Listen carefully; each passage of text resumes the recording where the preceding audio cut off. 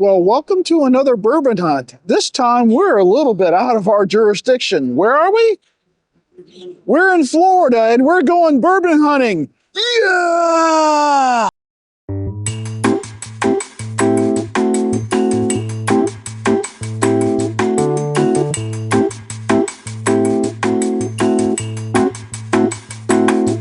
Well, we're at our first stop, Regency Wine and Liquor in Winter Park, and we've been invited to a tasting in just a few minutes. They got a lot of barrel picks, so we're going to go through and show you what they have and stick around for that tasting. Well, it's a little busy here with the tasting they've got going on, but we thought we'd show you what they have on their shelves along with their single barrels and their special releases.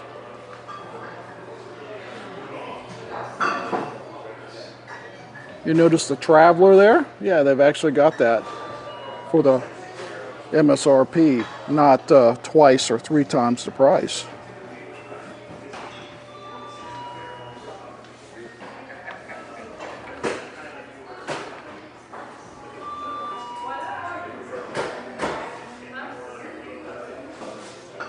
Wow, a private selection maker's mark for $59.99. I don't know why I didn't pick up on that. That is a great deal. Old Foresters. I didn't see a Knob Creek 12. I was hoping to pick up another one of those while I was out.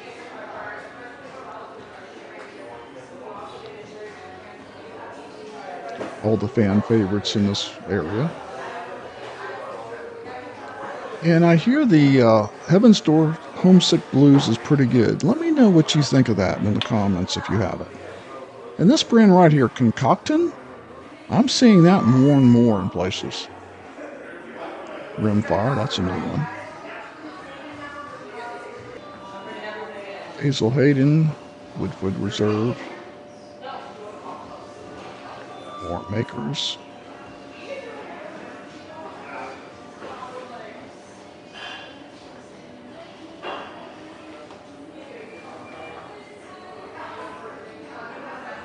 And you don't see much Elijah Craig single barrel in the 94. I actually like that, and it's an excellent price. Got some Old Elk there and Jefferson's.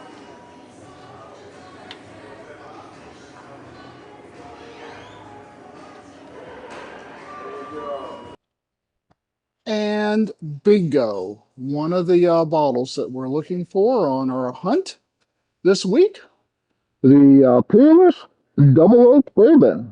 And that seems like a decent price. So we're definitely going to get that while we're here. So later tonight, you'll see that Peerless Double Oak in our After the Hunt video where Kim and I are going to actually taste all the bourbons that we picked up on our Florida trip. Lots of barrel. I was tempted to get another barrel, but I've just been holding off. I still have so many barrels that I haven't really drank that much. And Garrison Brothers, this is the biggest display of Garrison Brothers I think I've ever seen in a bottle shop. It's huge. They had their own store picks along with everything else. And then Hoot and Young. I was fascinated about how many different Hoot and Youngs they had, and then the price for a 12-year. I almost bought one. Came really close.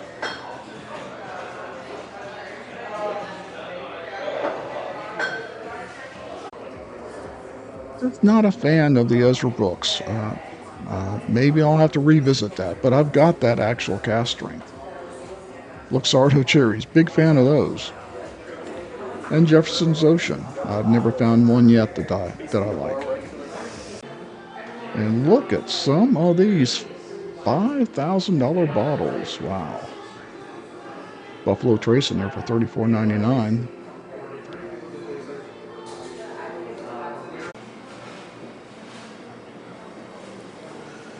Well, here's the tasting we're going to be doing in a few minutes. Hirsch, single barrel. And we'll get that and let you know what we think of it. Well, We're here at our Hirsch tasting with Kevin, who is with Hirsch, and we're going to try this Hirsch single barrel. Kevin, tell us a little bit about it. So what we have here is our latest release with Hirsch. It's our single barrel.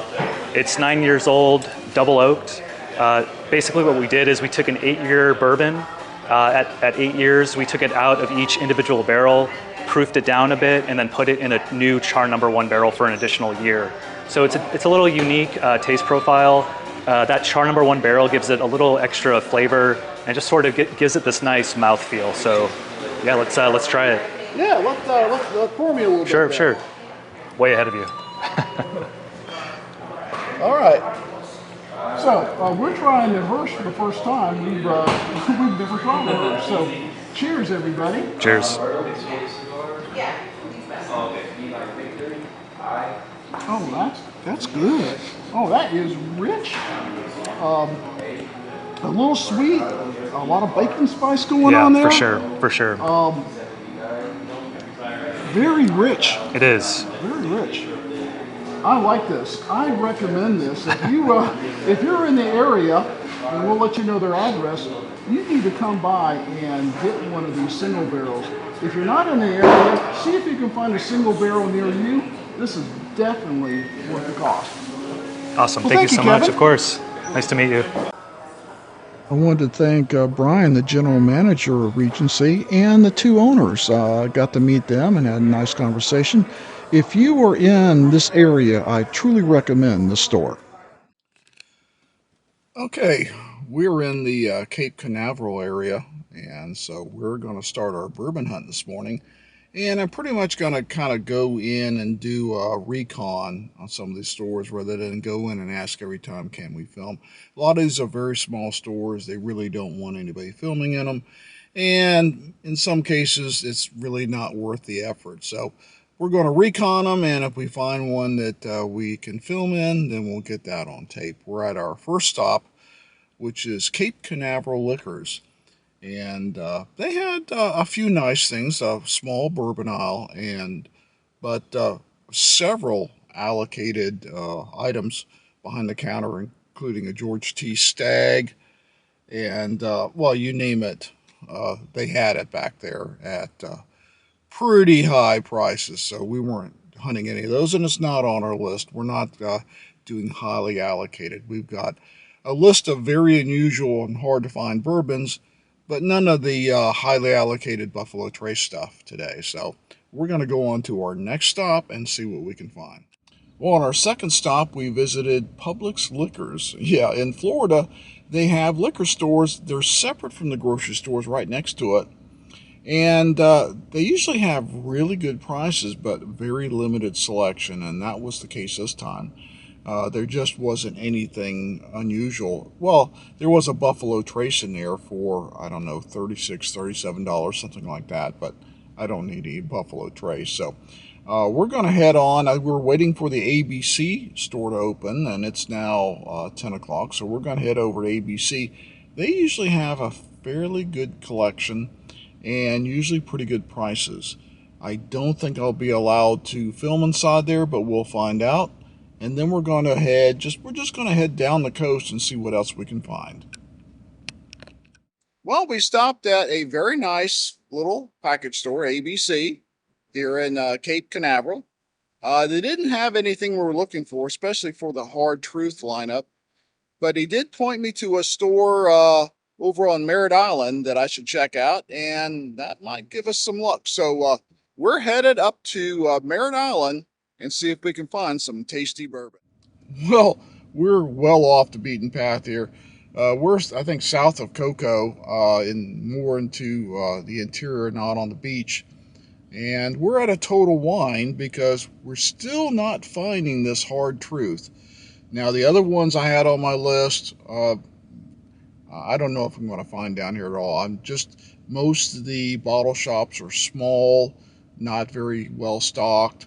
Have some nice selections, but just nothing unusual, nothing hard to find. So the Hard Truth shouldn't be a hard to find item. It shouldn't be allocated. It's not an expensive bourbon or whiskey. So we're hoping that this Total Wine, which is the only one in this area, that we can find that hard truth, and who knows, maybe find something else we're looking for. So, well, there you go. Hard truth. I found the hard truth. Unfortunately, it's the rye. I was looking for one of three different bourbons they have out now, but the bottle looks a lot like that. Of course, we're looking right now at Total Wine, typical in-house stuff, the Walcots, and some of the other ones. And I just stay away from them. I a lot of that stuff is done by Barton 1792, and it to me it all tastes about the same. The McFarland's, I've tasted that in the store. Not a fan. So I'm looking for things really that's not available in Georgia, lines or products, bourbons that we don't see up there because of the distribution. So there's a few things like this old Huckleberry. I have no idea what that is. I haven't seen it in Georgia. Decent price. And of course, there again, more of the in-house um, Total Wine stuff. And then Buffalo Trace for like 25.99. You can't beat that. People say it's allocated, yet I can find it in Total Wine for 26 bucks. Oh my God. Total Wine must really be banking on selling a lot of Chris Stapleton's Traveler whiskey. I've never seen that much in one place. Well, I did manage to get some videos, as you've seen, and wow, looks like Total Wine's really banking on selling a lot of Travelers. I don't think they will, and that was a lot. I'm seeing Travelers everywhere down here, and most often, $39. I think what the list price is. I think one store had it for 42, but down here in Florida, the Traveler is everywhere. So Chris is really selling some whiskey, apparently. We'll see if it actually flies off the shelf. I doubt it will. We're going to try one more stop heading back to our Cape Canaveral area. And so far, we found a hard truth. And if you saw that, the hard truth rye, but no hard truth bourbons. So we're still looking for that hard truth. Well, I'm going down this road on Merritt Island, and it's just, I mean, jam packed with cars. I don't know what the deal is. And I'm looking over to the right, and I see this, was it KD liquor store? A little store next to a convenience store. Not very big at all. And if I could get in there, it's like really, really small. And I'm talking to the proprietor, a nice lady, and she's talking about how she has some things coming and nothing I was really interested in. And I look up on the shelf there, and I see some boondocks, and I've heard a lot about boondocks lately, and I'm like, well, I don't know if I want to invest in a whole bottle, don't know much about them. But then I see this little, it's kind of like a gift set or try set, two 375 milliliter bottles. It's the 8-year straight bourbon whiskey finished in port barrels, and they're American whiskey, and nice little package there, and like $58. I'm going like, yeah, I'll try that for $58. I get two different boondocks, certainly worth a try, and got me out of traffic. So we've got a little score that's not on our list, but I thought, why not? So we're going to try to find another location and see if we can find some more tasty bourbon. Well, we're now day 3 of our bourbon hunting in Florida, and we decided to get out this morning because one of the things they have in Florida that they don't have in Georgia is Walmart beer, wine, and spirit centers. Apparently, they just hooked on to the side of the Walmart here, and you can get your beer, wine, and spirits. Now, I probably won't find anything on my hard to find list, but I'm still looking for that hard truth. The hard truth, their flavored whiskeys are available in Florida, but I've yet to find their sweet mash bourbons, and that's what we're looking for. So maybe we'll find that or something else interesting inside. We'll see if we can sneak in a little bit of phone video while we're there. Well, unfortunately, it was a very small bourbon selection. Nothing phenomenal, nothing even exceptional. So we're going to head on to a store that I hit last year. I thought was a pretty decent. So as we're heading back to Cape Canaveral, my brother tells me there's this distillery right around the corner from where we're staying, where he lives. So I get the address from him, and me and Mark, one of my other brothers, heads over there, and sure enough, they're a craft distillery, and they make their own bourbon, make it from scratch. So we end up getting to taste several of their bourbons and to meet their distiller. And in a minute, we're going to go back behind the scenes with them. You'll come into the conversation kind of midways because I had to start up my phone. The Netherlands. And That's what Wendy was telling me about. I said I'm familiar with column stills and pot stills, but eye stills kind of a new thing. both a pot still and a column run mode on the still. It's invented by these German and Austrian guys. It's Apple technology. It runs the faceplate. These are fermented, by the way, you can tell. But I'll turn it on, I'll show you what all of our recipes for everything that we produce is programmed in the still. This is our heads tank. But you see it's starting to download. So it's all electric. It has a very unique cone agitator. It doesn't create a whirlpool in the tank like those, Right? motorboat propellers. And that's essential when we're blending the nutrient and the grains all together on a cook for the whiskey. So it's kind of like you won't get a homogeneous blend of your enzyme and all your other goods, but you can see, and we also mash in here. We have a mash program. We go in and we have, this was, let's see, we have a rum setting in there now. And you can see it's all runs on centigrade temperatures. Mm-hmm. So we cook the mash for the sugarcane juice that we use very slowly. 3 hours max. Mm-hmm. We don't need to go. This is what dehydrated sugarcane juice looks like. We get it in 55-pound bags. It comes out from the South Florida area, and it is liquid, and then we pay a company to dehydrate it. Mm-hmm. And we get it in bags. We use buy about a ton or so at a time. Okay. And the still consistency is the big thing about this. Very consistent. As we go into the settings for the next program, we can go to pot still. Now it is watching the entire process through the probes and sensors that you don't see in the tank. Right. And I've got a lot of old timers ask me, say, well, boy, you don't have copper. Yeah. Where I come Where's from, the copper? you can't make whiskey without copper. I go, well, where do you come from? Because you don't need a copper tank, but you do have copper. That column is filled solid with copper cones that look sort of like the Bugle snack food. At each segment, there's a copper waffle. Well, that's real essential to pulling those bad heads off of there, and it actually cleans the ethanol up during the process. So, there's a whole lot of things going on with this, but fermentation is the most important part for us. Absolutely. We do everything in here. You can see we're getting ready to run some other stuff, but I'll show you our barrel.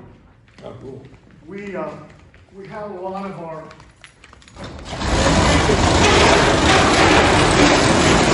all of our whiskeys are made in 218 and 219.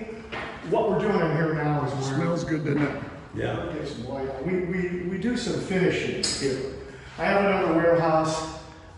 We made quite a bit of whiskey in 218 and 219, like over 90 some odd barrels. We are now experimenting with Grand Marnier cask, Oloroso cask from Portugal, Tawny Port cask from the Douro region in Portugal, and Madeira wine barrels from Spain. So we're going to have a really nice port finished bourbon. We have a lot of different things in here, but pretty much we use the smaller Oloroso sherry cask, and we're having fun with the blending. Yeah. And the actually getting different expressions with the spirits. So you guys are from the Atlanta area? Mike's my brother. He's from Yeah. Atlanta. I'm from Virginia. So. Oh. Yeah, there's a couple of distilleries in Atlanta that were bought out, though. I think Augusta Distillery or somebody. ASW or something? ASW, Yeah. the Fiddler line is in the area. they're owned by. I have a friend up in Marietta that owns Atlanta Cider Company. And he has the same still life. He's now making an apple-based vodka. Wendy was telling me about that. Apple-based vodka. Yeah. That's interesting. And it's like, I don't know, you have to me, the guy's a really good friend of mine. So as Ron starts talking about his friend, I thought it's appropriate to mute the microphone, but we had a great time. And after we had the little tour, Ron let us take a taste of his new wheated bourbon that's coming out soon. Well, welcome to day 4 of our Florida bourbon hunt. We're on our way back to Georgia, and we're stopping in the Gainesville area. We're going to stop first at Total Wine, and then not too far away there's another ABC liquor store. And if you're familiar with Florida, ABC liquor stores are everywhere. They're like some of the oldest liquor stores in Florida.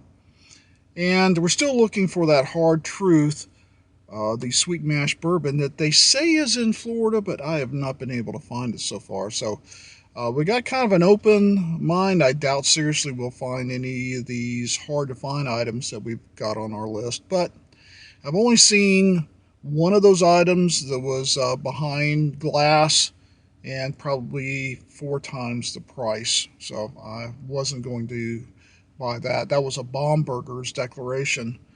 Yeah, 4 times the price. I'm not paying that. So we're going to see if we can find anything that's unique here in Gainesville.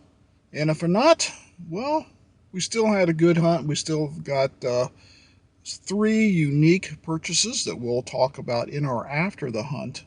That's where we actually go in and review what we bought, which should be hopefully the same night you see this, the bourbon hunt being in the morning and then the after the hunt being in the evening. So let's go into this Total Wine, and if we can take some phone video, we will, of what they have. Now, looking at the video in post, this Total Wine seemed to be an exact duplicate of the other Total Wine on Merritt Island, so I'm keeping the video to a minimum. But here's one I missed at the other Total Wine. I can't believe I missed it, and so now, am I going to buy it? Well, we actually found something we like. We were looking for Hard Truth, the sweet mash bourbon. Not here. I'm beginning to think it's not in Florida yet. I did a search on Hard Truth, and it doesn't show up anywhere in Florida except for the flavored whiskeys they have. So it could be that Hard Truth just hasn't gotten down here yet. So we'll continue to look for it, and maybe we can find it in Tennessee the next time we go to Tennessee, because apparently Georgia's not one of the distributions right now.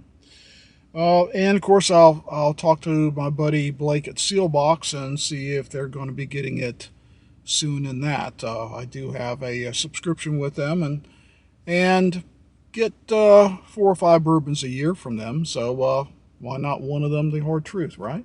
So what did we get? Well, you know, I'm a fan of Still Austin musician, and I can find that pretty much everywhere, including Georgia, and even the cask strength. So I was looking at the cask strength, and they had a single barrel store pick, and then right to the right of that, I'm going like, well, Still Austin has a bottle and bond? Well, yes, they do. This is their Red Corn Bourbon Whiskey, and I'm reading about a review on the site while I'm in Total Wine, and it got a pretty good review. And then I noticed a sign next to it, right underneath the bottle. It says, try it before you buy it. I'm going like, what? So I asked the one of the sales clerks and said, oh, yeah, you can try this. And he gave me a little sip, you know, one of those little Catholic Communion plastic cups, a little tiny sip. But it was quite good, quite rich for a bottled and bond 100 proof. It's, you know, a bottled and bond, it's got to be at least 4 years old. So a lot of the Still Austin stuff is, you know, 2 to 3 years old. So I think I came out with a win. So we're coming home with this Still Austin Red Corn Bourbon Whiskey, bottled in bond, and we'll put it in our after the hunt. So we got 4 or 5 to try in our after the hunt. So didn't find the Hard Truth or some of the other ones that we were looking for, but you know, it was a gamble. not unhappy with what I've got. I think we got some nice finds. So that pretty much ends us for our Bourbon Hunt Florida edition. So we'll see you in After the Hunt, where we go and taste these fine bourbons and whiskeys.